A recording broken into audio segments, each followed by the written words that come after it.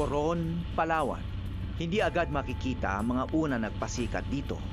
Mga naiwang tanda ng kasaysayan na matatagpuan lang sa ilalim ng dagat. Dinarayo ito ng mga diver mula sa iba't ibang panig ng mundo. Pag nag-open water course kami dito, ang pinaka-exit dive nila ito, shipwreck na sila. Pang fourth dive nila, shipwreck yan. Shipwreck na kaagad. Yes.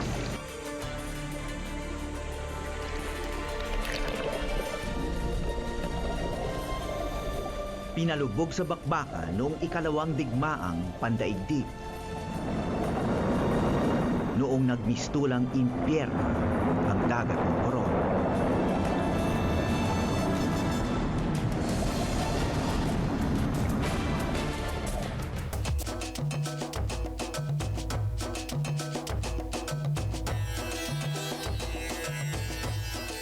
Dalawamput-apat na barkong Hapon ang nasa ilalim ng karagatan ng Coron.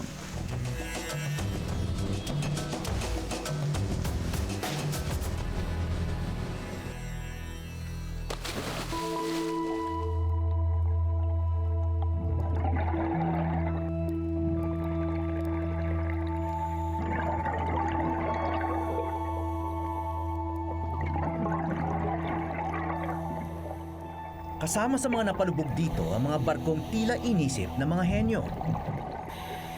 Sa ngalan ng ambisyong maghari sa Asia-Pasipiko. Ito ang mga labi ng barkong Akitsushima.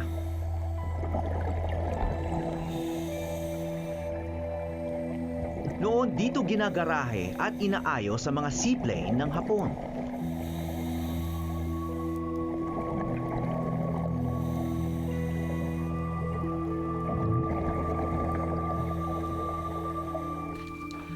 May bala pa dun sa baba. Ang laking bala, ganun kalaki, oh. Yung shell, yung parang... Ano pa? Mukhang hindi pa nagagamit.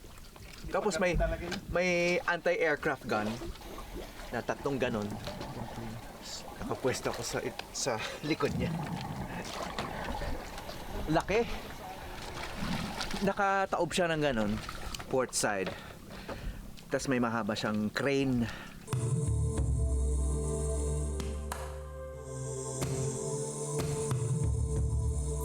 One of their best ships, and the fact that it was sunk here was really their loss. The Akitsushima was important kasi this was a seaplane tender. Miski walang airfield doon, pwedeng lumipad itong mga malalaking aeroplano. In fact, the Japanese were trying to specialize in that. Kasi nga doon sa Pacific, halos walang airfields.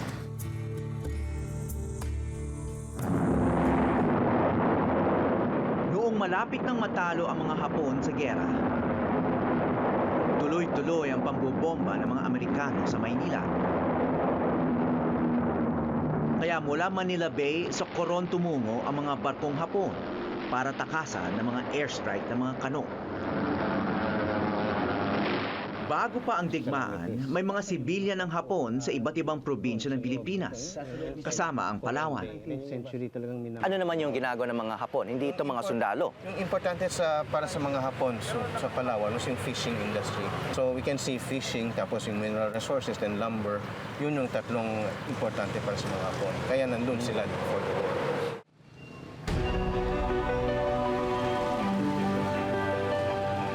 Isa raw sa mga naging kaibigan ng mga Hapon sa Coron, si Bert Lim. May bayaw nga siyang Hapon, naging asawa ng kanyang kapatid. Sino dyan yung inyong ama? Ito. Ito. Ito si Rimberto Lim. Okay. Rimberto Fernandez Lim. Yan siya. Okay. Lahat ng litratong ito ay sa Coron siya. Sa Coron ito, isa sa Coron. Musikero si Bert. At sa pagsakop ng hukbong Hapon sa Coron, madalas siyang tumugtog para sa mga sundalong Hapon. Ngunit nawasak ng giyera ang pagkakaibigan ng dalawang lahi. Nalaman ni Bert ang ilang mahalagang plano ng mga Hapon.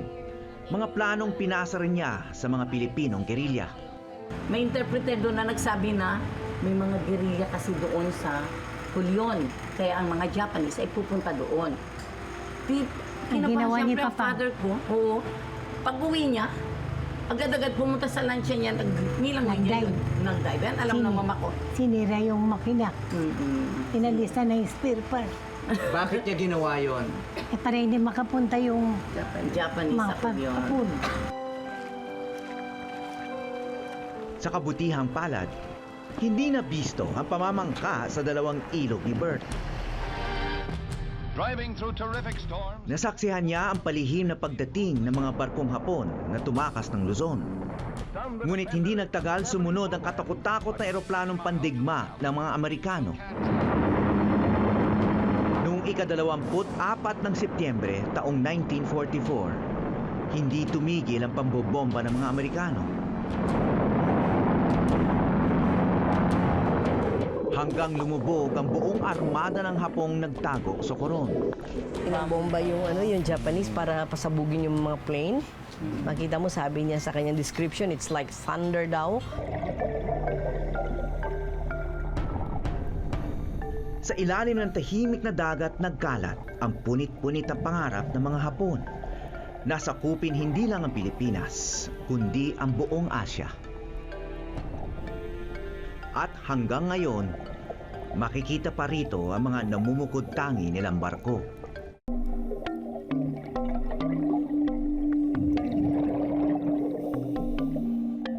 Sa 24 na barkong mandirigmang Hapon na lumubog dito sa Coron, 13 lang ang masisisid ng mga diver.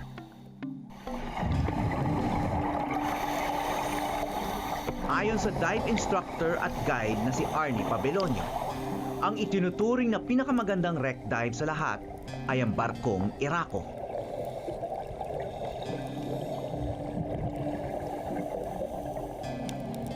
Sinisid namin ang lalim na 45 metro para matuntun ito.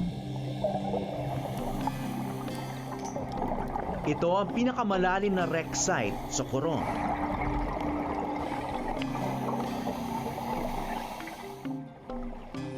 Noong lumalayag pa ito, tiyak na ang Irako ang isa sa mga barkong pinakahinihintay ng mga sundalo. Sa gitna kasi ng gyera, naghahatid ito ng sashimi at ibang sariwang pagkain sa mga sundalong Hapon. Nag-iisa siyang refrigerated ship ng mga Hapon at maging ang mga Amerikano ay walang katulad nito. One of the very few refrigerated ships of the Japanese Navy. So ito talaga nakakapagdala ng fresh meat, fresh vegetables to the front sa South Pacific. Tsaka sashimi. Sashimi din. No? So very fresh. No? So refrigerate kaya talagang this was very important to them. Lumubog yun doon. And the other ones were also freighters, they were cargo ships. And importante ito dun sa sinatawag nilang lifeblood of war. Kasi wherever it is, kailangan mo ng supplies, ng pagkain. Itong mga barkong ito ang nagdadala nito. Okay, so when we were in Coron, we shot this. Sa Maynila, kinonsulta ko ang isa sa pinakamatagal na nagsasaliksik sa mga shipwreck sa Pilipinas. Siya si Captain Peter Heimstadt, isang master seaman at dating marino ng hukbong pandagat ng Alemanya. What we have here is the main deck area of the Irako, the famous refrigeration ship, supply ship, which was so unique, as I explained, not only in the Japanese Navy but in the whole world war. Lumayag ang Irako sa iba't ibang panig ng Dagat Pasipiko upang magdala ng karne at isda sa mga mandirigmang Hapon. Mabilis din ito, kaya nakakasabay sa mga pandigmaang barko.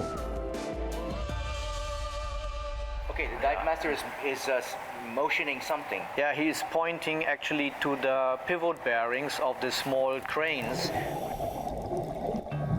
Ayon kay Peter, madalas daw nagkakamali ang mga dive master sa pagtukoy ng mga bahagi ng barko. Tulad ng bilog na ito na napagkakamalang patungan ng baril. They're guessing. Actually, the vessel has had armament. They had heavy guns. Here we see the forward single post. It was a mast.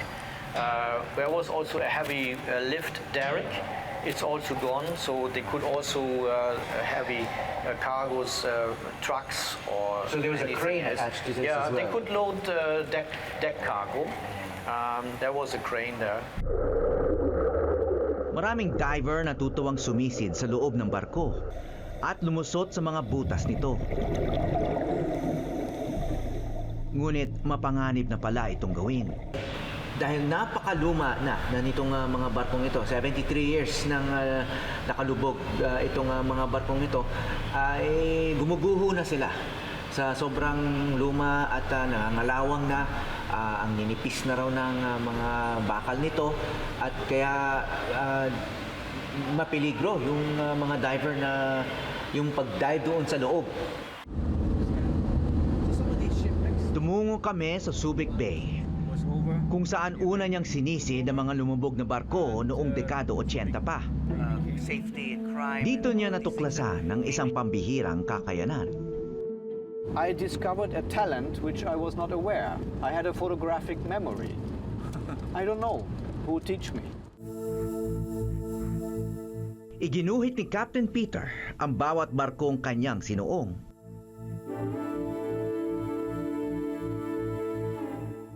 Balang araw, plano niya maglabas ng libro na magsisilbing gabay sa wastong pagsasagawa ng wreck dive.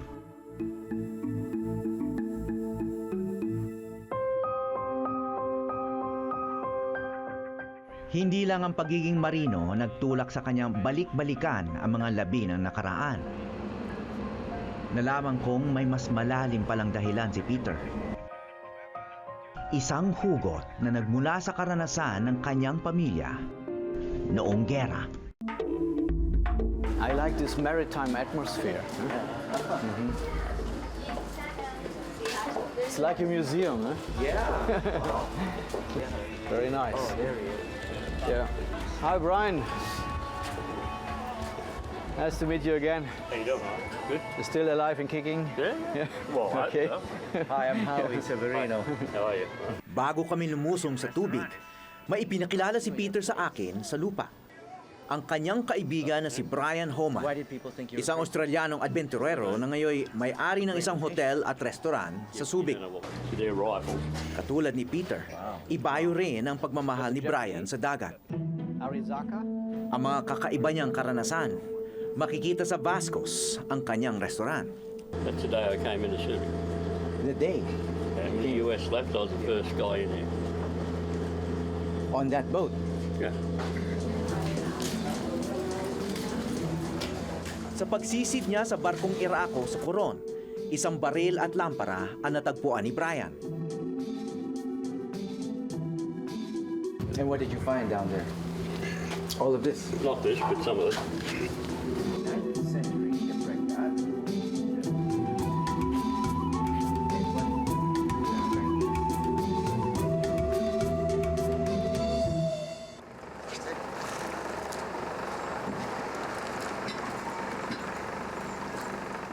Dagat ang nagbubuklod sa magkaibigang Peter at Brian.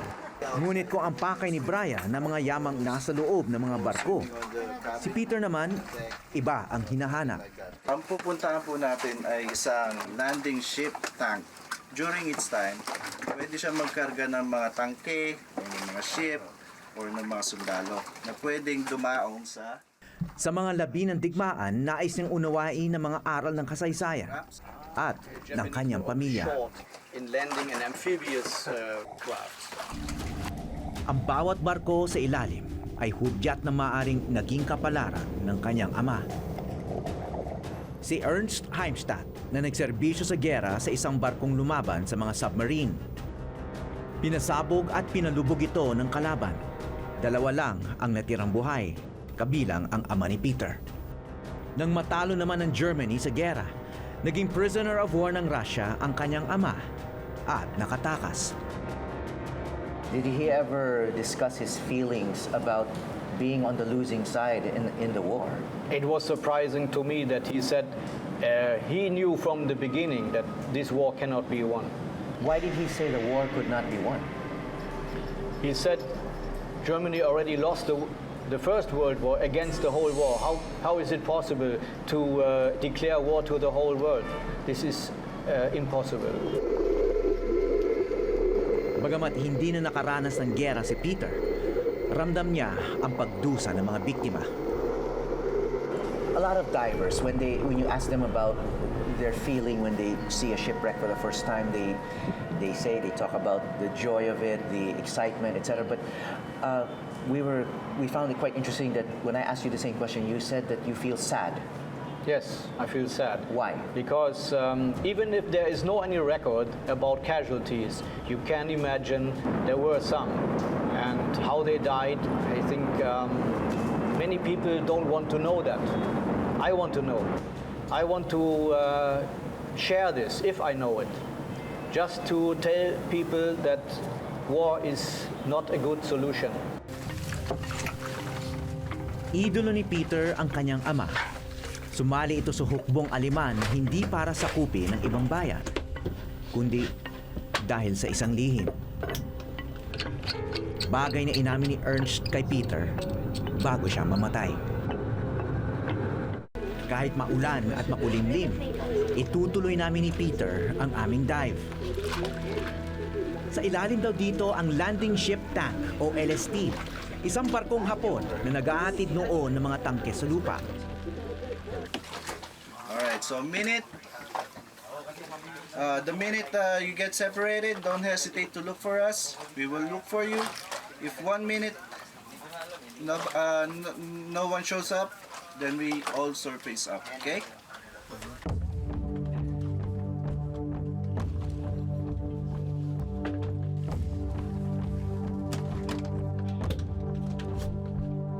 Isa-isa kong naalala mga kinikwento sa akin ni Peter tungkol sa mga nasawi sa mga barkong lumubog noong giyera. Si Peter pala mismo, muntik na ring matuluyan bilang seaman na sibilyan. I retired from active seafaring 2.5 years ago when I encountered a monster wave with my big container vessel in the Gulf of Alaska. And I remember we had 2 Filipino cadets on the bridge whom I trained, and 2 of them fell down on their knees, were praying and asking me, "Sir, are we going to die?" And then I turned around to them. I was mad at them. I said, "Now we are not going to die, but if you want to pray, include me in your prayers." So we survived. Maybe that helped. I don't know. Maybe they were the one who saved us. Their prayers. But it traumatized you enough to quit being on a ship. It's the right word. I have no problem to admit that I was in a therapy for almost 6 months.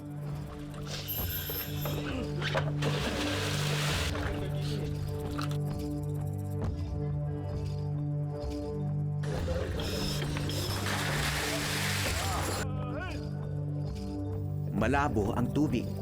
Halos hindi ko na makita ang mga kasama ko na nauna na ang bumababa. Tila nanigas ang aking katawan. Naalala ko ang sinapit ng ama ni Peter noong mapalubog ang barko nito. He was paralyzed after 9 hours in the cold water. So he tried to commit suicide during this 9 months, but thankfully somebody prevented him from that. Napatanong ako sa sarili kung anong gagawin ko kapag hindi ko makita ang aking mga kasama sa ilalim.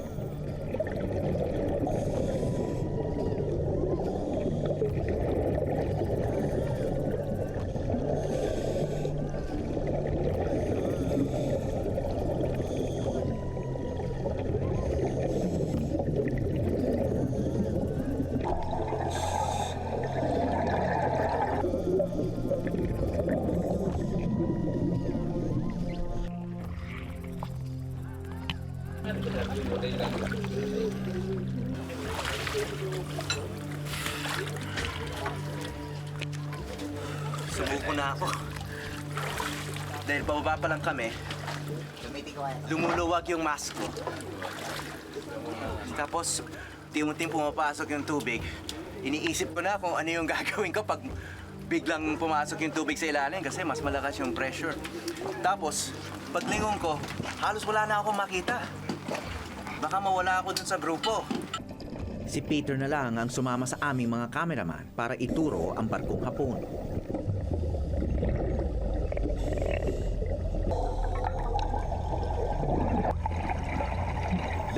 limang taon na mula noong huling sinisi ni Peter ang barkong ito. Sa tagal ng panahon, may mga pagbabago na siyang nakita.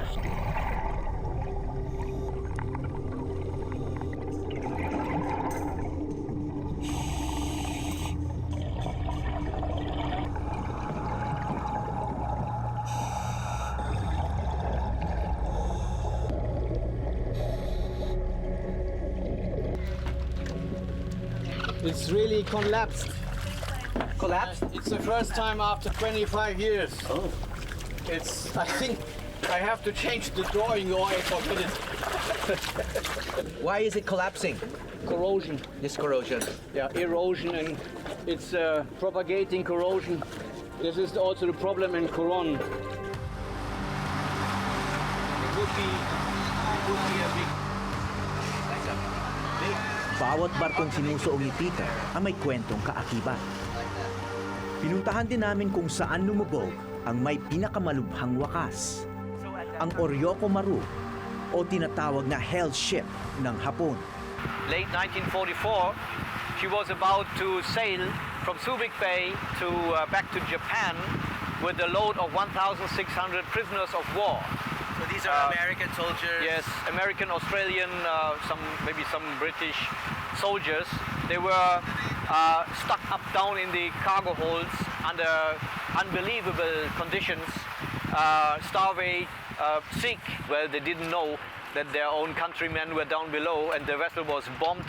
It was not only one attack. She was bombed and attacked several days until she went aground, capsized and sunk not far away here from where she was birthed. Libo-libo mga sundalong Amerikano ang napatay ng sarili nilang eroplano. Isa sa pinakamalalang insidente ng friendly fire sa kasaysayan. Maski ngayon, hindi pa rin nasisisid ang labi ng Hell Ship. I feel very sad because these seamen are my colleagues. Not only humans, my colleagues. It's a principle in Christian seafaring not to sink a ship. And it's a contradiction that another ship sinks the other.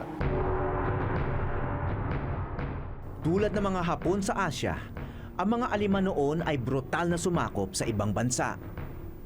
Layon pa ng Nazi Germany na burahin sa mundo ang lahat ng taong may dugong Hudyo. Mapapabilang pala rito ang ama ni Peter na si Ernst. Bago siya namatay noong taong 1982, nagtapat siya kay Peter. It was only before he died that he admitted he joined the Navy voluntarily because he wanted to protect himself from being hunted by the Nazis. In his story, he said one of his grandfathers or grand-grandfathers married a half-Jew. May dugong Hudyo pala ang pamilya ni Peter. Kaya sumali na lang ang kanyang ama sa militar para hindi siya arestuhin. So, despite this family history, despite this experience during the war and the possibility of being persecuted because of his blood, he showed little or no bitterness? Yeah, this is a good question. Absolutely nothing. He was so open-minded. He was a typical seaman, a Christian seaman. Kasabay ng milyong-milyong namatay sa giyera noong dekada 40, may mga mapapalad na nakaligtas tulad ni Ernst Heimstadt. At dahil nabuhay at nagkapamilya siya, may nakasunod sa kanyang yapak. That was 1982. It was a coincidence because he died only 1 week after I received my captain's license. I was so proud that I showed him the license and then he really acknowledged it, and that was very nice for me. He said, maybe it helps you now to fight the challenges of life, and that's true.